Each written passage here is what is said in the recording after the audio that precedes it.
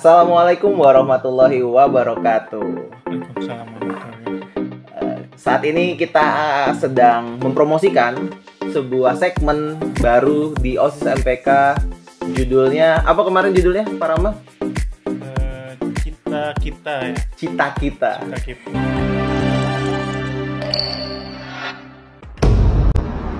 Cita kita itu adalah sebuah segmen di mana kami akan membicarakan cita-cita dari bintang tamu yang akan hadir. Bagaimana dia bisa sampai di hidupnya saat ini, terus bagaimana caranya dia berproses sampai bisa seperti sekarang, seperti itu. Nah, idenya dari mana Pak Rama membuat cita-cita kita? Karena ini definitif ide nih dari Pak Rama, mantap banget ya. Coba. Sebenarnya cuman iseng sih Pak Abi. Maksudnya di kelas kan kita sering interaksi ya sama siswa ya. Terus siswa kan sekarang lagi ujiannya kelas 12. Jadi kan rasa penasaran sih awalnya gitu. Ini anak lulus mau ngapain gitu. Lulus mau jadi apa? SMK kan biasanya yang dipatokan kerja gitu. Karena kan sekarang juga di dinas sendiri di data SMK itu nilainya baik itu karena lulusnya tuh masuk kerja mana gitu kan. Bukannya kuliah sekarang kan. Jadi itu salah satunya. Kemudian mereka mau kayak gimana gitu, apa perjuangannya. Awalnya memang pertanyaannya dibawain bercanda-bercanda gitu kan. Jadi saya nanya, ini yang mau lulus mau langsung kawin siapa gitu. Kawin. Saya bilang gitu, kan ada yang udah pacaran gitu. Terus ya udah akhirnya nanya ke arah yang lebih serius, kamu mau kuliah apa mau kerja gitu. Kamu mau kuliah apa mau kerja? Saya mau kuliah dulu Pak. Oh ya udah nggak masalah sih. Terus ada juga yang bilang mau kerja dulu. Akhirnya ya saya kasih trik-trik menurut saya yang benar gitu, tapi kan nggak tahu itu benar apa enggak. Saya bilang kalian kalau mentalnya siap, mentalnya kuat, dan insya Allah kalau ekonominya mampu, kuliah dulu nggak apa-apa gitu. Karena apa? Karena kan kalau kuliah, kalau kita yang main-main ya kan, akhirnya waktu berlarut, tahu-tahu lulusnya nggak sesuai waktu, misalkan 7 tahun atau 6 tahun. Rupanya ketika kita lulus umur udah nggak sesuai lowongan kerja saat itu ya kan. Ya udah. Oh iya, lowongan kerja itu kadang-kadang ada require umur Iya, ya. Sekarang Ada syarat umur maksudnya. Sekarang malah kan biasa saya baca tuh maksimal 25 tahun gitu ya. Maksimal. Maksimal 25 tahun. Jadi di bawah 25 tahun yang diterima, di atas 25 biasanya nggak terima. Nah, itu akan sulit nyari kerja. Jadi itu salah satunya. Jadi saya ngasih tahu ke anak-anak seperti itu. Kemudian kedua, ketika kita udah kenal duit gitu.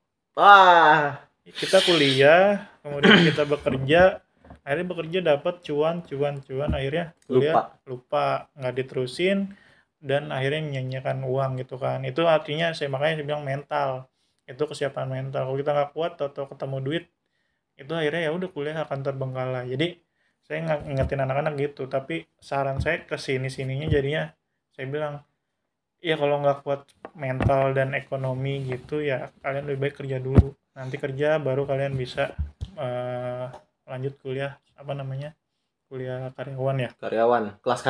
Kelas karyawan. Nah itu salah satu mungkin faktor saya menemukan ide itu. Jadi kayak temen gua ada yang dokter gitu, temen gua ada yang guru, mungkin Pak Abi juga termasuk temen saya kan. Kemudian temen gua ada yang bank, ada yang model mau apapun pekerjaannya gitu. Nah mereka tuh menuju itu kayak gimana sih prosesnya gitu. Nah gua rasa itu pun orang-orang harus tahu. Maksudnya yang minimal siswa lah, anak-anak yang masih sekarang sekolah gitu, itu harus tahu. Baru mereka mungkin bisa menarik proses dari situ, bisa juga menjadi pembelajaran gitu. Misalkan ada yang gagal, jadi pembelajaran. Kalau ada yang sukses, kira-kira trik-triknya seperti apa. Dan itu saya pikirin apa yang cocok buat nginfoin tentang perjalanan itu ke masyarakat luas atau ke para pelajar gitu. Nah, Oh, mungkin dari YouTube, gitu, dari podcast yang mungkin eh, dibuat.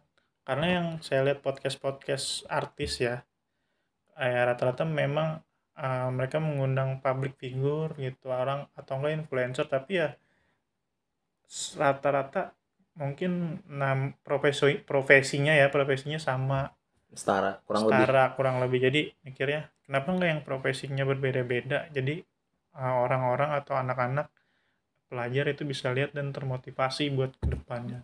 Itu sih. Tapi panjang ya jadinya ya, padahal Mbak, panjang dan esensial banget ya.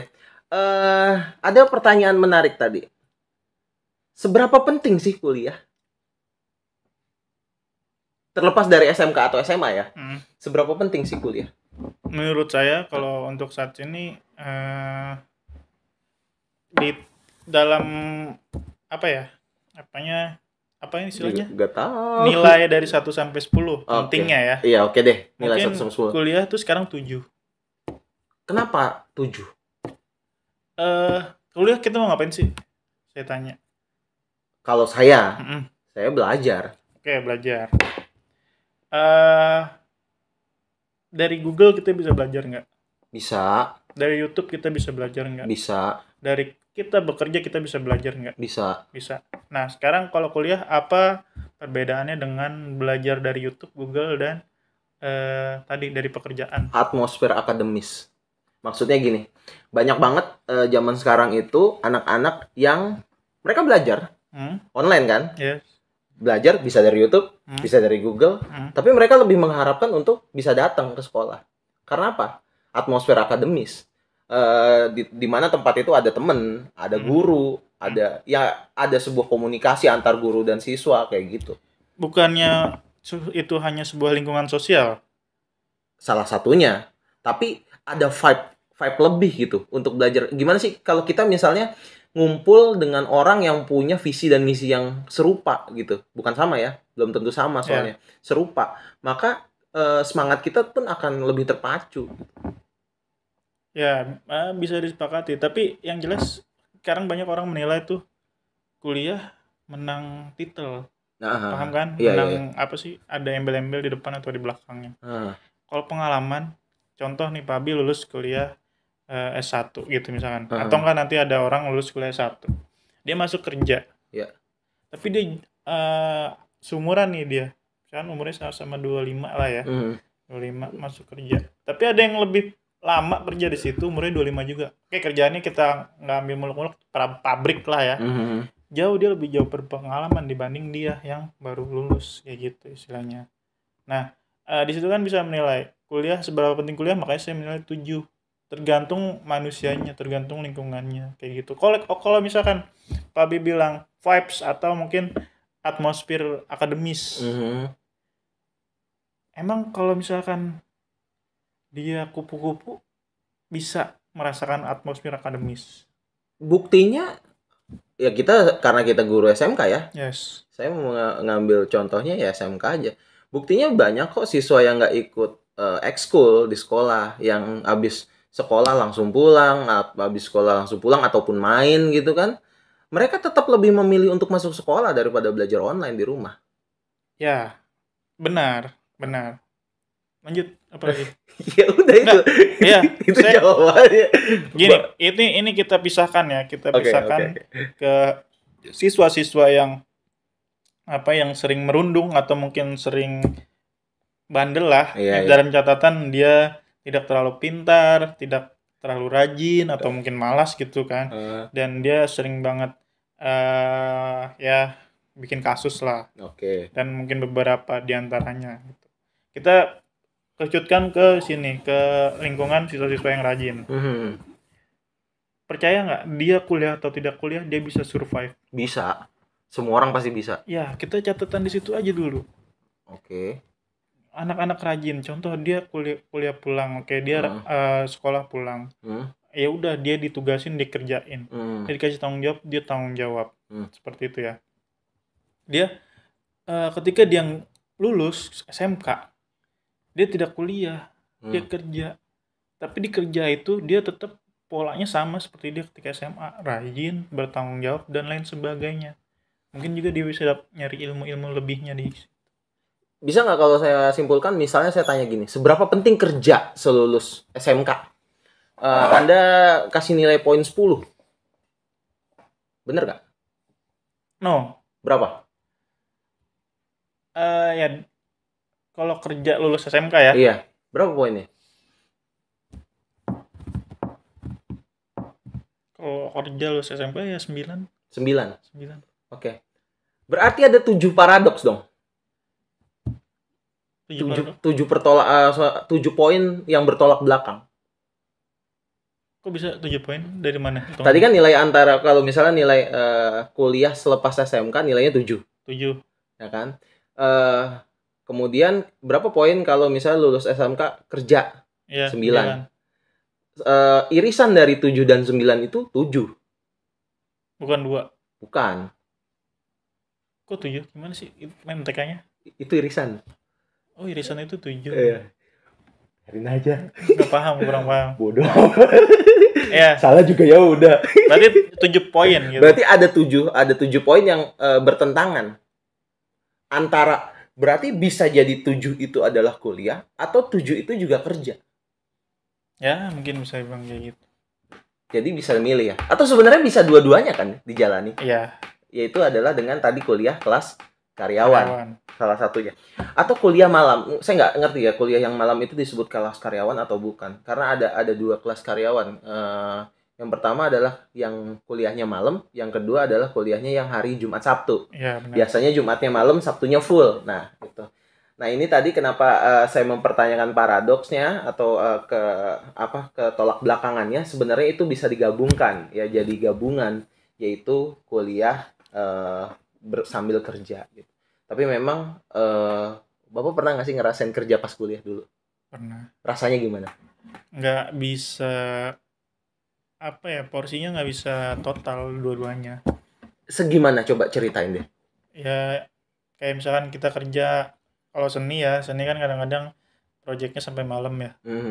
Kita kerja sampai malam, sampai pagi, selesai kerjaan, besok kita kuliah pagi gitu. Nah, kita mau fokus yang mana nih? Saya pernah waktu itu diajak ke Singapura waktu itu buat kerjaan. Singapura sih. Iya, ini nggak nyombong. Gitulah pokoknya. Iya, biarin dia flexing. Ini cuma share pengalaman. Pernah diajak Singapura buat kerjaan. Waktu itu lagi di akhir-akhir semester. Jadi saya menolak. Karena mau fokus. Nah, beberapa teman saya mau. Padahal sama saya lagi nyusun akhir-akhir semester itu. Artinya mundur dia?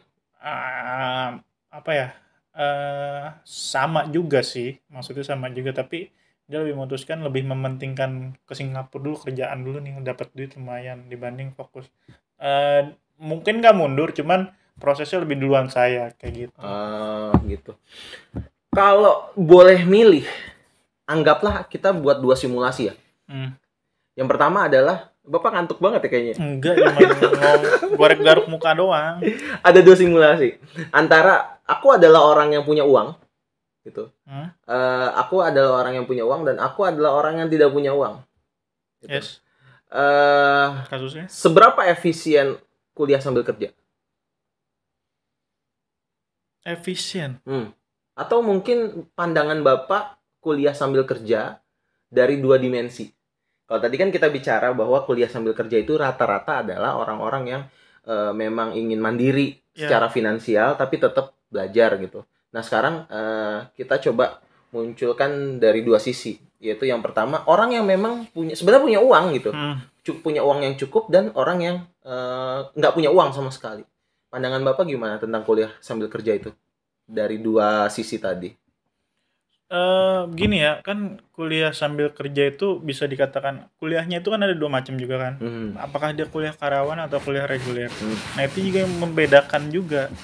Ya kan? Yang saya bilang tadi karena saya kuliah reguler yang saya cerita tadi. Sama ya. Ya. Nah, ketika dia kuliahnya karyawan, kelas karyawan, mungkin dia akan jauh lebih bisa membagi waktu lah. Membagi waktu atau membagi fokus kayak gitu kan. Jadi entah dia punya duit atau dia tidak punya duit, ketika dia memilih kuliah reguler, ya kalau yang punya duit lebih apa ya? Lebih baik dia fokus ke kuliah. Oke. Ya, lebih baik Notnya dia. ya. Kalau Anda atau keluarga mungkin ya. Mm-mm. Anda atau keluarga punya uang, lebih baik fokus ke kuliah. Ya, Oke. Atau mungkin ada kegiatan tambahan aja ya, benar. yang bukan kerja. Ya, Atau ya kalau nggak, kalau sampingan gimana? sampingan ya itu lebih bagus ya, lebih bagus lagi maksudnya apa ya, lebih baik kan kuliah gitu kan. Kuliahnya utama ya, jadi lebih Utama. Tapi utama. kalau mau sampingan atau mau kerja itu tidak masalah kan. Jadi ya tergantung dianya aja. Hmm. Intinya sebenarnya kalau orang punya duit itu cakep lah maintenance-nya mudah-mudahan ya. Karena kan orang tuanya pasti bisa ngaturnya Lebih kayak mudah gitu. mungkin. Iya lebih mudah. Nah kalau orang yang nggak punya duit ya cocoknya memang kuliah sambil kerja. Tapi kuliahnya kuliah karyawan kayak gitu. Soalnya kalau udah kuliah reguler itu kan banyak tantangannya. Dia harus nyari duit buat bayar ini atau apa dan kuliahnya pun setiap hari kan. Hmm. Sekarang apalagi bayaran kuliah reguler tuh luar biasa. Sebenarnya sama sih sama karyawan ya. Tapi sekarang reguler lebih lebih apa ya? Ya lebih lumayan lah menurut saya. Saya dulu zaman saya cuman 2 juta. Nggak nyampe malah 2 juta. Tahun 2010 saya masuk kuliah. 2010 2 juta ya, saya udah lupa S1 saya berapa. Iya. Nah, sekarang nih yang baru masuk 2000 terakhir saya ngobrol sama adik-adik kelas saya 2016, 2017 masuk kuliah ya. Mhm. Bukan lulus, masuk kuliah 2016, 2017. Sekarang kan udah jauh banget 2022. Itu Ber- kuliahnya 6 juta, 7 juta. Beda 6 tahun, biaya beda 4 sampai 5 juta. Yes. Nah, itu ya sekarang kuliah tuh kayak gengsi kali ya. Ah, ya, ya, ya, ya. Ya tergantung orang sih, saya nggak mau menilai lah. Intinya Beberapa kayak lah ya, beberapa kasus kuliah itu, tempat kuliah itu jadi tempat gengsi juga. iya, karena kan sebenarnya nggak semuanya negatif, bukan negatif sih kuliah maksudnya. Saya bukan yang nggak mendukung. Tadi kan saya kasih nilai 7. Hmm, Sebenarnya yang tadi Pak Wibi bilang mungkin atmosfer akademis. akademis itu bisa juga masuk dari lingkungan dan mungkin juga wawasan-wawasan dari teman-teman itu juga bisa menambah pengetahuan kita itu sih. Hmm. Tapi intinya sebenarnya tergantung manusianya, tergantung orangnya. Ini jadi hal yang menarik ya. Apalagi kalau kita bicara tentang kuliah sambil kerja. Terus juga bagaimana kalau dia full kuliah. Nah, ada pertanyaan yang sering ditanya ke saya. Pak, sebenarnya kita tuh harus milih kampus yang seperti apa sih? Misalnya ada gini Pak, ada kampus bagus akreditasinya A, tapi ada satu ya akreditasinya A, kampusnya bagus, yang satu lagi ya akreditasinya B. Cuma bedanya gini, yang B itu ada mata kuliah apa sih, prodi yang saya mau, yang A itu nggak ada. Saya maunya ya mau yang kedua lah Pak gitu. Kira-kira saya harus ngambil yang mana? Menurut Bapak gimana? Ya, ulangin coba. Saya ulang ya. Guys, saya ulang ya. Jadi ada dua kampus nih. Ada satu orang nih, misalnya Pak Rama ya. Pak Rama misalnya sebutlah misalnya dia jurusan pertama yang dia suka itu seni budaya misalnya. Yes. Yang kedua itu bahasa Indonesia Yes. misalnya ya. Nah, ada dua kampus yang bisa dia pilih. Kampus pertama itu akreditasi prodinya A, tapi bahasa Indonesia. Yang satu lagi akreditasinya B, tapi seni budaya. Bapak pilih yang mana? Untuk dulu apa sekarang? Kita ngomong, oke dulu deh. Kalau dulu gimana? Terus kalau sekarang gimana? Gini, soal dulu saya nggak berpikir akreditasi ya. Saya kan milih yang saya suka. Jadi dulu saya tuh nggak tahu itu kampus apaan gitu, itu kampusnya jurusan apaan. B tapi B lumayan loh ya. Iya, ya udah saya pilih aja gitu. Jadi ini yang sesuai minat dan bakat saya, istilah gitu atau keinginan saya. Kalau sekarang? Kalau sekarang mungkin akan ada pertimbangan lagi karena saya udah mengetahui akreditasi itu fungsinya apa. Emang apa? Penilaian publik kali ya istilahnya. Mungkin emang akreditasi yang dinilai itu dari akademisi atau dari dinas atau mungkin apa namanya sih? Penilaian lulusan. Iya, penilai lah pokoknya. Nah, tapi ya menurut saya berpengaruh juga kali ya ke gengsi atau mungkin nanti ke pekerjaan kayak gitu. Nih kampus ini punya akreditasi lumayan kayak gitu. Hmm. Karena ya kalau sekarang ya kan saya bilang kalau sekarang akan ada pertimbangan itu juga. Ya walaupun pilihan jurusannya yang kedua gitu, tapi kan itu tetap keinginan juga walaupun jadi nomor 2 kan gitu. Saya mau ini mengeluarkan counter of example. Counter of example itu adalah contoh untuk melawan argumen barusan gitu, gampangnya gitulah. Kalau saya ngomong ke anak-anak gini, saya pernah dibicarakan oleh salah satu motivator. Jadi pada saat itu ikut motivasi di Risma gitu, remaja Islam Masjid ya. Ngebahas tentang ini nih, anak SMA atau SMK yang mau kuliah. Salah satunya yang dipertanyakan adalah apakah kita bisa sukses ketika kita kuliah di sebuah kampus yang akreditasinya biasa aja. Jawaban motivatornya begini. Ini kata motivatornya ya. Apakah kampus menentukan kamu dapat rezeki atau enggak? Itu bukan sebuah counter sebenarnya. Tar dulu sebentar, belum selesai. Yes. Apakah kampus menentukan seorang mahasiswa berkualitas atau tidak? Yes. Menentukan, tapi tidak mutlak. Karena pada akhirnya yang dinilai itu individu.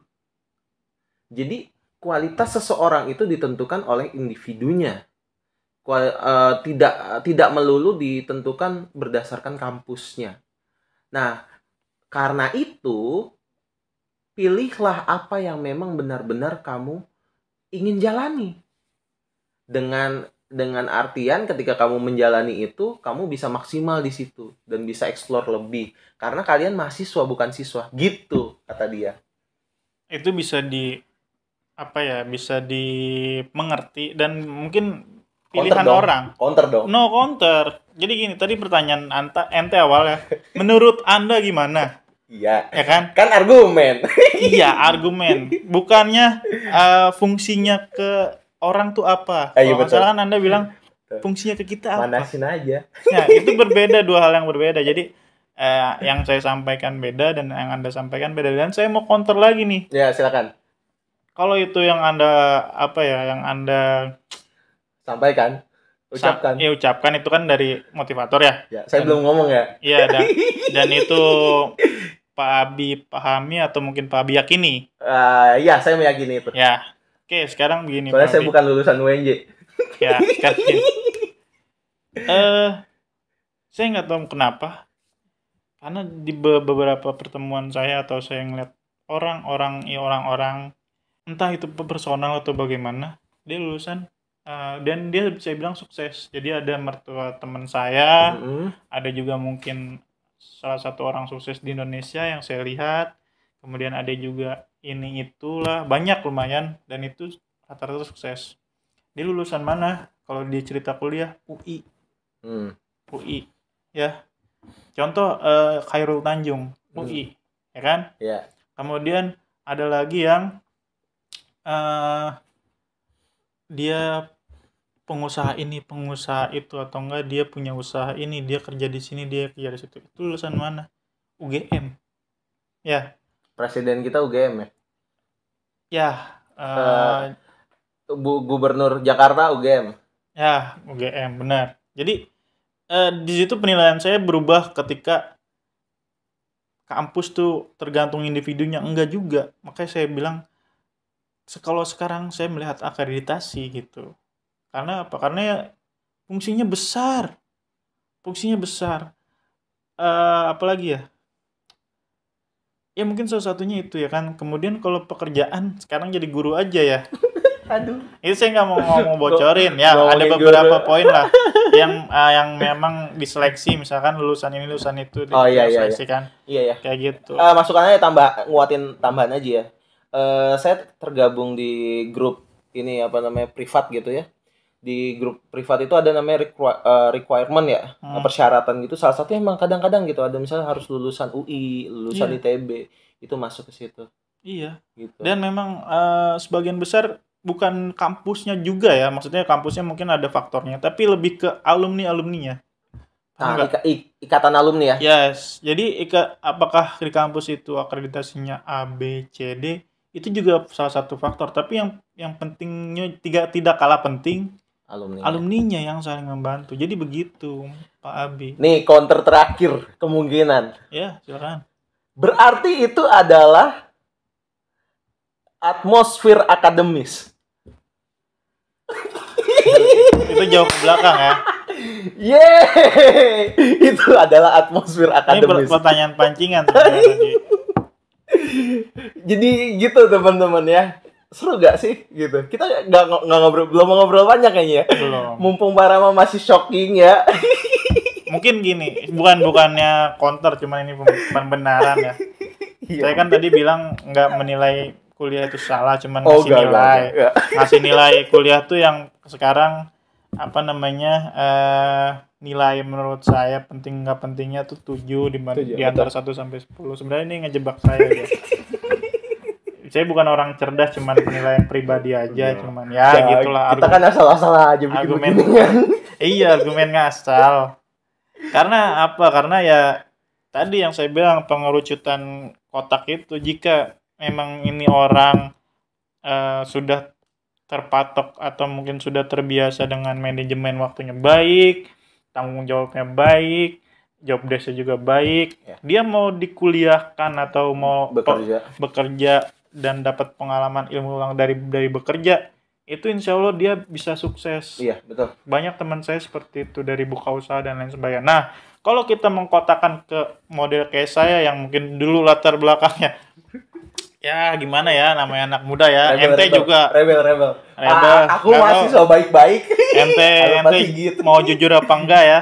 Jadi mengkotakkan orang-orang yang seperti ini, ketika dia kuliah memang dia akan mendapatkan sesuatu yang lebih baik gitu. Misalkan tadinya pergaulannya nggak bisa dibatasi atau nggak kekontrol, jadi kekontrol kayak gitu. Jadi ada batasan-batasan. Filternya lebih banyak ya. Iya. Lebih baik juga. Jadi ya memang tergantung personal kalau tadi untuk penilaian saya. Tapi kalau untuk tadi pertanyaan penilaian kampus akreditasinya penting atau enggak, ya itu tadi jawabannya gitu. Ya. Sekarang Pak Abi saya mau tanya, Tuh, ganti. seberapa penting pendidikan menurut Anda sampai Anda pengen sampai tuh S3? Ini subjektif berarti ya pertanyaannya ya. Iya. Objektif menurut saya tapi subjektif menurut orang-orang Iya. ya. Oke. Seberapa penting pendidikan? Iya. Kita nggak mungkin bisa masuk surga tanpa ilmu. Yes. Ya udah, gitu aja jawabannya. No. Why? Jadi kenapa kan misalkan S1 pun kalau kita cari pengalaman dari luar, insya Allah wawasan atau mungkin ilmu akan dapat. Kenapa memilih lebih lanjut ke S2? Saya mau ngejawab dari S2-nya dulu deh. Salah satu alasan kenapa saya masuk S2. Sebenarnya kalau pas ditanya ibu saya, kenapa kamu mau masuk S2? Iseng. Itu jawaban nyeleneh saya. Tapi di sisi lain saya punya misi di situ. Saya guru Pak Rama. Pada saat itu mengajar di sekolah swasta. Mohon maaf ya, ini spoilerin aja ya. Gaji di bawah UMR gitu. Dan saya sambil nyambi jual keripik pada saat itu, ngojek juga gitu. Untuk ya ibaratnya untuk dapat bisa hidup lah gampangnya gitu ya. Saya ingin membuktikan kepada murid-murid saya bahwa uang itu bukan batasan kamu untuk bermimpi. Karena gini, banyak banget orang yang menyalahkan keadaan agar dia benar untuk tidak kuliah. Paham nggak maksudnya? Oh. Ya pokoknya, ya gue kan begini, gimana mau kuliah? Nah, dia membenarkan hal itu, padahal enggak sebegitu. Ketika kita mau mencoba memperjuangkan sesuatu, gimana caranya, itu pasti bisa. Dosen saya namanya Pak Sigit Edi Purwanto. Beliau mengatakan bahwa semakin besar usia kita atau semakin tua kita tuh nggak akan berpikir dengan uang segini kita bisa ngapain. Tapi kebalik. Setelah kita ngapain, kita dapat uang segimana. Jadi maksudnya gini. Misalnya penghasilan 3 juta misalnya. Dengan 3 juta tuh kita bisa apa aja. Kalau sekarang begitu. 3 juta misalnya 1 juta buat hidup, misalnya buat makan. Misalnya 1 jutanya lagi buat tinggal, 1 juta lagi buat saving atau buat nabung misalnya. Itu kan dengan uang 3 juta itu kita bisa ngapain. Tapi semakin kita dewasa nanti, itu akan dibalik. Dengan kita melakukan sesuatu, kita bisa dapat berapa? Contoh misalnya, kalau saya guru saya guru mengajar dengan baik, terus juga misalnya ada masukan yang lain gitu ya, ada ngajar di tempat lain misalnya. Nah, dengan saya melakukan hal-hal seperti itu, saya bisa dapat berapa? Kurang lebih seperti itu. Dicontohkan lagi misalnya ke kuliah ya. Dengan uang 3 juta bisa nggak sih kuliah? Oh bisa, begini, begini, begini, begini. Nah, mindset itu dibalik. Dengan kuliah, saya bisa dapat uang berapa? Itu yang diajarkan oleh dosen saya. Terima kasih sekali Pak Sigit. Jadi, saya ingin membuktikan. Jadi money oriented. Bukan. Tapi membuktikan bahwa orang, guru yang penghasilannya kecil, yang jadi ojek, Ya. yang jual keripik, bisa kuliah. Ya, saya dapat poin di situ. Membuktikan tidak hanya ke siswa kan, mungkin ke guru-guru yang lain gitu ya. Enggak sih, saya nggak kepikiran guru lain. Siswa doang. Mohon maaf, saya ibu bapak guru, bukannya saya tidak nggak ngeh gitu ya, tapi saya memang fokusnya ke siswa. Saya ingin membuktikan kepada mereka bahwa saya bisa. Hanya untuk membuktikan. Iya, dan juga memang untuk meningkatkan ini ya, meningkatkan skill. Kalau di matematika saya ngajar Pak, ada 3 pengerjaan. Cara asli, cara sesat, cara singkat. Oke. Sesat tuh sesaat sebenarnya. Gitu. Cara asli tuh? Asli tuh misalnya, ini misal ya, 2 kali 3 itu artinya 3 tambah 3 gitu kan. Yes. 6. Kalau cara ininya, cara sesatnya itu 2 kali 3, ya udah kita langsung 6. Nah, jadi nggak ada proses. Jadi langsung. Terus tadi terakhir cara singkat itu sorry, saya nggak bisa ngasih contoh di soal yang semudah itu.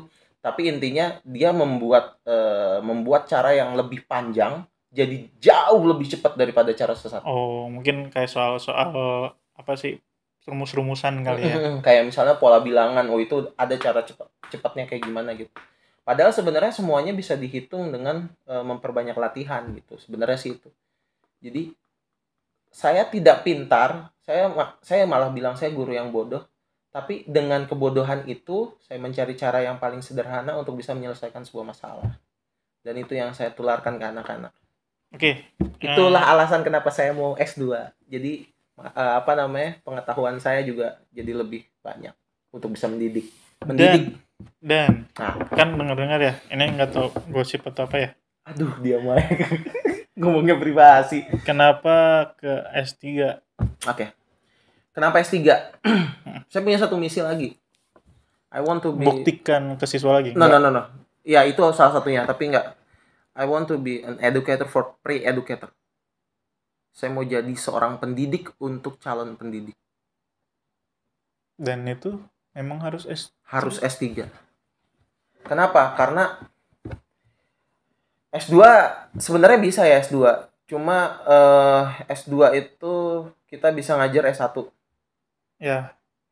Gitu ya. Walaupun dengar-dengar belakangan ada aturan baru bahwa pokoknya yang ngajar di kampus itu harus S3 semua. Ya. Itu.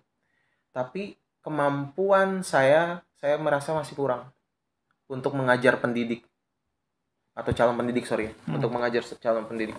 Maka saya harus meningkatkan lagi kemampuan saya untuk mendidik calon pendidik agar anak-anak yang mereka didik nanti bisa menjadi bisa menghasilkan hasil yang terbaik.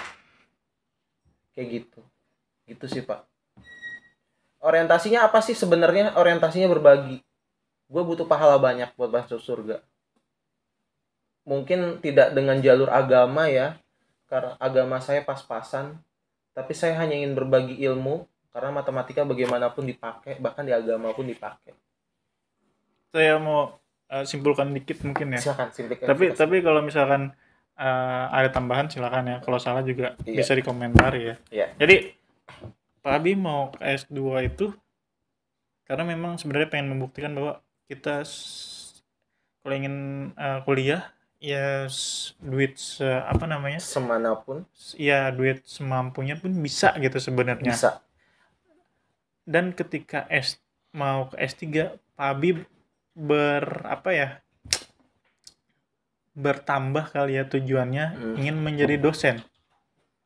Oke, kalau ditanya ingin jadi dosen atau enggak, sebenarnya saya tetap lebih bahasa saya sih ya. Nah, Bisa jadi sederhananya iya, ya sederhananya ya. Tapi kalau kalimat saya bukan dosen, tapi pendidik, tetap pendidik. Cuman memang tingkatnya di kampus yang kita sebut namanya dosen. Oh ya, kalau Karena dosen kan lebih mungkin ada instansinya ya. ya. Tapi bisa dikatakan seperti ini Pak Abi. Contoh ya, Hmm. eh dia guru SMA, Mhm. mungkin Mas S2 doang gitu ya. Mhm. Namun dia membuat sebuah pencetusan program di mata pelajaran dia. Entah program apa gitu yang memang mengembangkan siswa-siswa, misalkan lomba atau misalkan mungkin program-program yang ngajak siswa nginep, neliti ini, dihitung, kemudian dijadiin sebuah project kayak gitu. Nah, kadang-kadang guru ini yang tadinya mencetuskan, akhirnya dijadiin narasumber mungkin di mana kegiatan, misalkan kegiatan kedinasan, dan akhirnya pesertanya adalah guru-guru. Guru-guru. Nah, itu kan bisa disebut sebagai pendidik juga. Ya, betul. Jadi nggak harus dosen ya. Nggak melulu dosen, tapi bisa berbagi. Ya, jadi ya entah Pak Abi sudah kepikiran atau enggak, berarti saya sedikit membuka bahwa nggak harus jadi dosen. Tapi kalau Pak Abi punya program yang cocok atau mungkin bisa mencetuskan sesuatu yang baru di matematika ini, misalkan kalau matematika sih OSN ya. Sebenarnya bukan matematikanya ya Pak yang mau saya kulik lebih dalam gitu. Saya lebih membicarakan tentang psikologi pendidikan Pak. Jadi Bapak tahu kan belum lama saya ke UNY. Ya. Saya ke UNY karena di sana satu-satunya S3 psikologi pendidikan. Oh, nggak ada lagi di kampus lain ya? Di Jawa, di Pulau Jawa, setahu saya di sana, hanya di sana. Saya nyari di UNJ nggak ada, UPI nggak ada. UPI mungkin kalau tahu ini nggak tahu nonton apa enggak ya, barangkali bisa buat gitu biar saya nggak jauh-jauh banget. Cuma karena satu dan lain pertimbangan belum bisa dilanjut gitu. Kenapa psikologi pendidikan? Gini Pak, siswa itu senang belajar ketika dia senang. Ya, benar. Dia mau belajar ketika dia senang. Dia akan belajar bermakna ketika dia senang. Ya, benar. Kesenangan itu definitif dari psikologi sebenarnya, bentuk dari psikologi. Kalau saya ketika PPG saya membuat istilah, mungkin sepertinya udah ada ya yang bilang, itu namanya psychological touch atau sentuhan psikologi. Jadi kita nggak mungkin bisa ngedidik siswa kalau kita tidak menyentuh dia secara psikologis. Mendidik ya, bukan mengajar. Saya mungkin nggak perlu ngejelasin, nanti makin panjang. Kurang lebih seperti itu. Maka saya ingin gimana caranya pendidik-pendidik ini, calon-calon pendidik ini punya kemampuan untuk menyentuh psikologi siswa. Jadi nggak langsung ujuk-ujuk jeder nih angka, jeder nih teori, nggak gitu. Tapi pengenalan dulu antara guru dan siswa, sentuh dulu psikologisnya, nggak harus kena semua, tapi paling tidak ada yang kena gitu. Nah setelah itu baru, ibaratnya kalau misalnya siswa udah tersentuh psikologisnya, kita mau bawa kemanapun mereka pasti akan ikut. Yes. Nah itu yang akan jadi pelajaran bermakna. Banyak banget guru saya yang melakukan itu Pak. Makanya salah satunya wali kelas saya Bu Dewi Ambarsari, semoga beliau sehat-sehat selalu. Dia itu datang dengan gaya yang nyentrik ketika saya masuk di di kelas 11, dia 11. Kelas 10. Pada saat itu salah satu alasan saya masuk IPS pas SMA itu karena beliau. Beliau mengajar sosiologi. Itu beliau nyentrik banget pada saat itu ya. Itu keren banget beliau dengan gaya yang kita nggak bisa lihat dari seorang guru biasa gitu. Guru biasa kan datang dengan kaku gitu, guru-guru zaman dulu ya. Tapi dia enggak, dia ibaratnya jadi anomali gitu, jadi hal yang berbeda. Datang dan kita ketika dia ngomong kita tuh melongo gitu. Oh iya ya, oh iya. Karena kita sudah tersentuh psikologis kita, otak kita, dan akhirnya oh iya keren. Guru-guru saya yang keren, saya bersyukur punya guru seperti mereka. Karena nggak mungkin saya jadi guru seperti sekarang kalau tanpa mereka gitu. Makanya itulah yang jadi target saya, kenapa saya harus S3, kenapa saya mau merancang seperti itu. Bahkan dulu saya pernah ngomong, kayaknya guru matematika itu butuh belajar teater deh. Nah, ketawa kan Anda?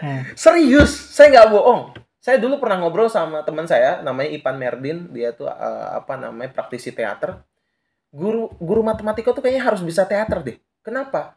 Biar mereka itu memiliki dimensi lain yang tidak hanya eksak gitu. Eksak. Karena nggak semua orang banyak banget. Ya memang sih, nggak semua orang juga suka dengan semua mata pelajaran ya. Tapi paling tidak kan kita menampilkan sebuah perform sebagai seorang pendidik. Kalau kata dosen saya almarhum Pak Empus, teacher as artist. Yes. Guru itu sebagai artis yang harus bisa melakukan apapun, harus bisa menarik apapun minat siswa gitu. Kayak gitu sih Pak. Semoga dengan saya bisa meningkatkan ilmu saya gitu kan, saya bisa berbagi juga lebih pada Ya ini ya apa ya? Sebenarnya ada sesuatu yang sebenarnya Pak Bi mematahkan argumen Pak Bi sendiri. Iya. Saya koreksi. Aku suka dipatahin. Saya koreksi sebentar ya. Iya. Pertama Pak Bi, ini saya menanyakan ya, bukan mau memastikan. Bukan apa memastikan juga lah.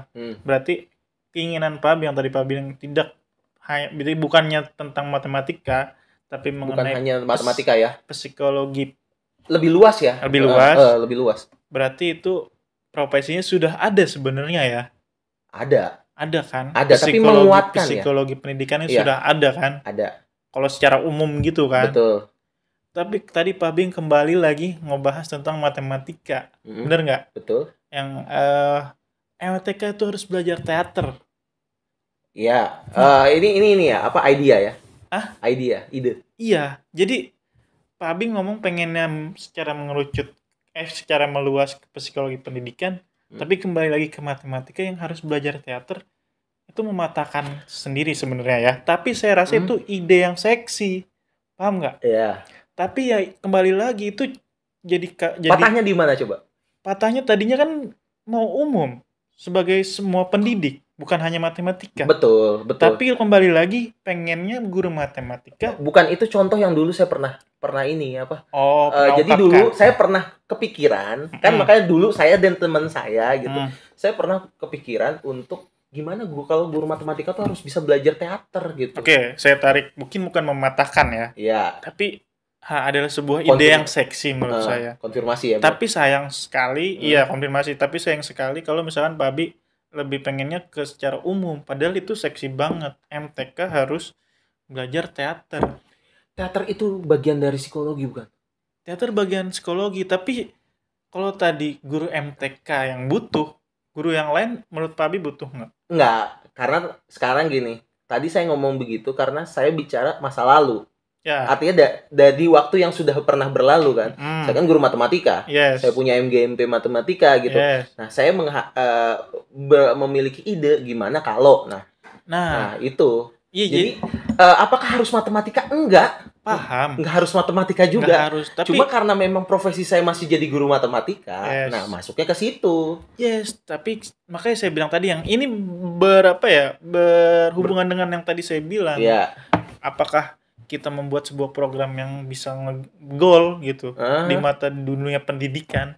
Nah, yang tadi Pak habis sebutin itu adalah sebuah program yang seksi menurut saya. Jadi guru matematika tuh belajar teater. Jadi MTK itu dibuat sebagai drama, itu enak nggak? Mungkin Anda sebagai pencetus atau nanti yang bisa menerapkan itu jadi narasumber nanti. Saya pikir itu sesuatu yang luar biasa. Gue udah pernah tapi ngajarin orang. Enggak, mahasiswa. Jadi gini, beberapa tahun lalu ya, mungkin sekitar 2016 kalau nggak salah. Yes. Jadi ada seminar internasional. Nasional apa internasional ya, saya lupa, di UHAMKA gitu. Ente narasumbernya? Bukan. Saya dikasih waktu berapa slot lah gitu untuk hiburan. Akhirnya apa yang kami lakukan? Buat namanya dramatika.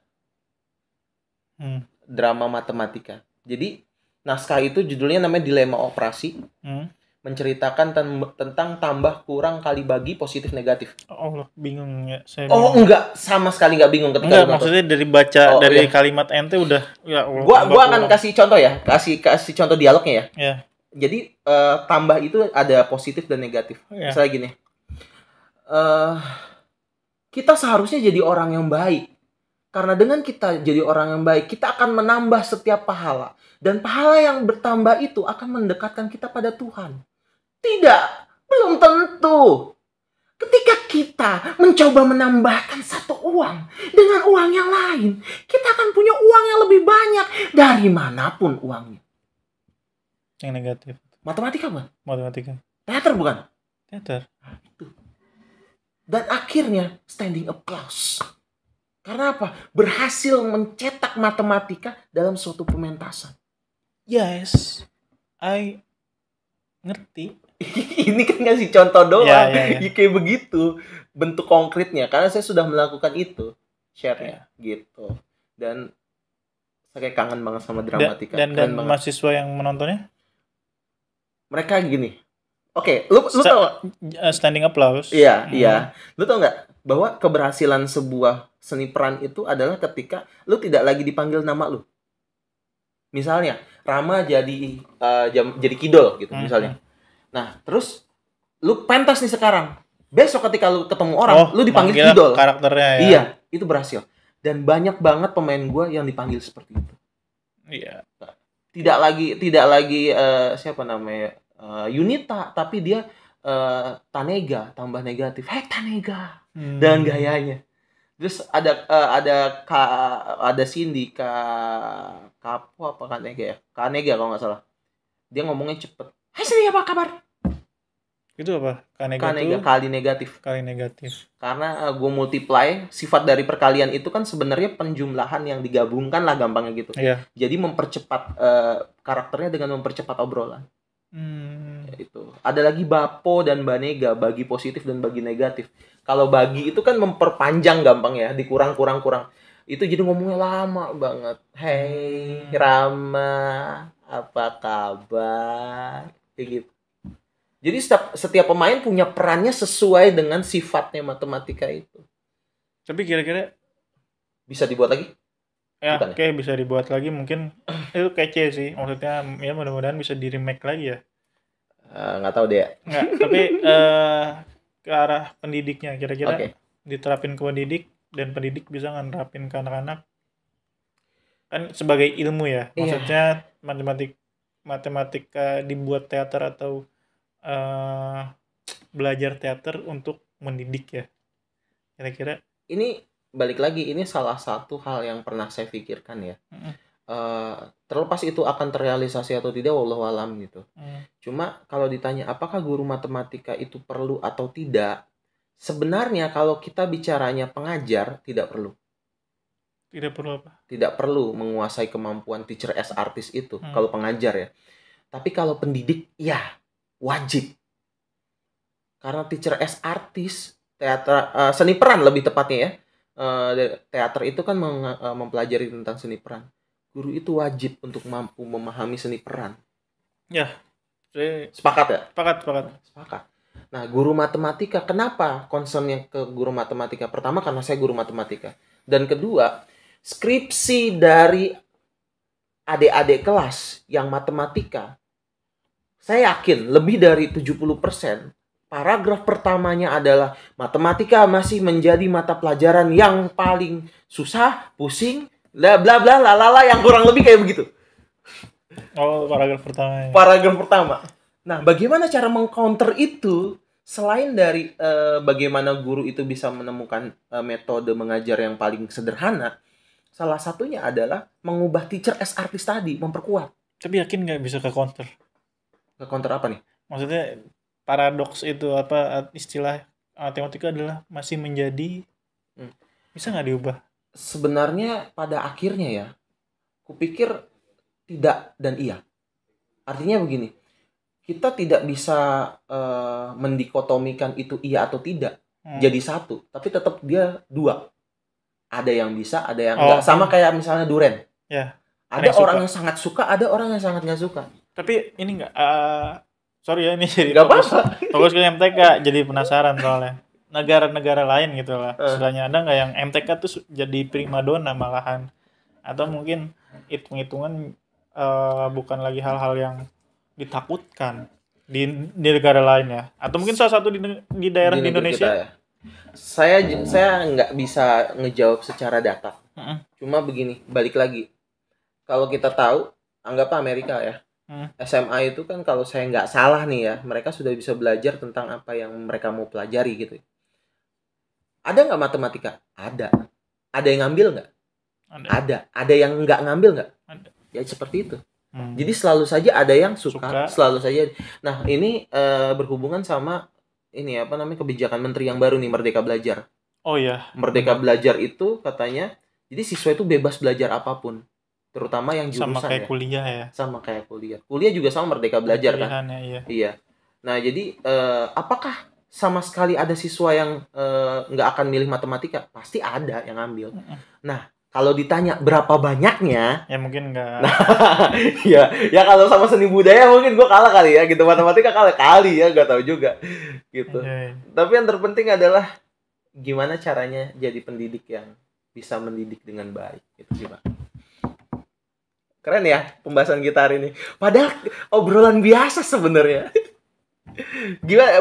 Boleh ini nggak? Boleh gue simpulin nggak? Boleh sih. Oke.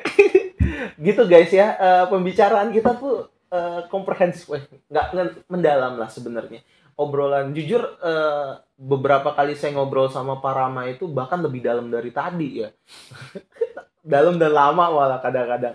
Dan kami berpikir bahwa kenapa nggak obrolan kami ini di-record gitu, dan juga ada tujuan-tujuan tertentu agar orang lain juga sama bisa menikmati pembicaraan ini dan obrolan ini gitu ya. Dan juga mungkin nanti dengan dengan orang yang baru, dengan orang yang bagiannya beda, pasti mereka akan punya dimensi yang berbeda gitu kan. Kayak tadi misalnya kalau kita bicara tentang kuliah atau kerja, mungkin kalau misalnya kita tanyakan dengan orang yang beda, pasti jawabannya akan beda. Nah itu yang akan kita share ke kalian. Doakan aja bahwa kita semua akan sehat, kita semua bisa menjalani podcast atau obrolan aja lah ya, disebut obrolan ini dengan istiqomah gitu. Tapi ini ya, nambahin dikit aja. Iya, tambahin aja Bang. Ambil baiknya ya, kalau negatifnya tuh buang. Dan ini hanya asumsi. Kalau saya pribadi asumsi pribadi. Iya benar. Ya itulah. Bahwa ini adalah kita bukan sumber yang pasti benar ya. Iya. Kita manusia biasa, dan ini apa yang kita omongin ini ya cuma dari dimensi kami aja. Bebas untuk diskusi, bebas untuk setuju, bebas untuk tidak setuju. Tapi yang penting adalah saling menghormati satu sama lain, bahwa tujuan kami adalah berbagi. Betul? Yes. Oke, thank you banget. Pokoknya tunggu aja konten dari Cita Kita berikutnya. Thank you. Assalamualaikum warahmatullahi wabarakatuh. Waalaikumsalam.